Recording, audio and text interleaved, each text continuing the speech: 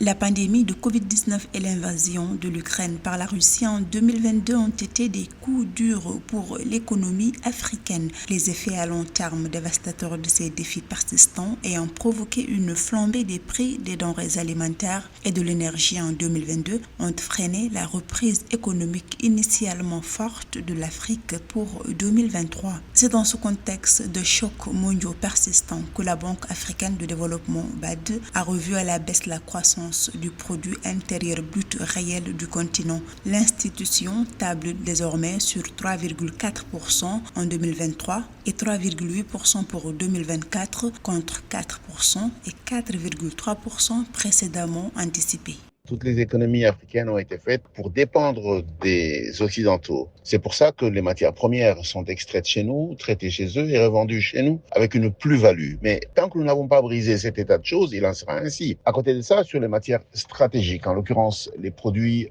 énergétiques, vous vous rendez bien compte que nous sommes fortement dépendants de l'Occident. C'est comme ça que le moindre choc dans le milieu occidental se répercute chez nous.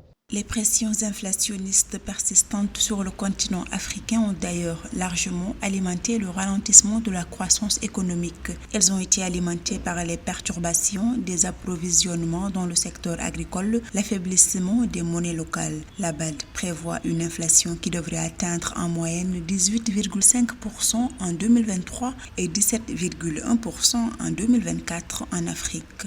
Pour être en mesure de résister aux chocs exogènes, il faut avoir une masse critique. L'Afrique, sa masse critique, c'est dans la quantité des richesses produites sur le continent et échangées entre les pays du continent. La deuxième chose, c'est la monnaie. Il est important que nous ayons une monnaie unique qui permette de pouvoir faire circuler les biens sans dépendre du dollar. Il y a une dernière chose, c'est la capacité d'industrialiser l'Afrique.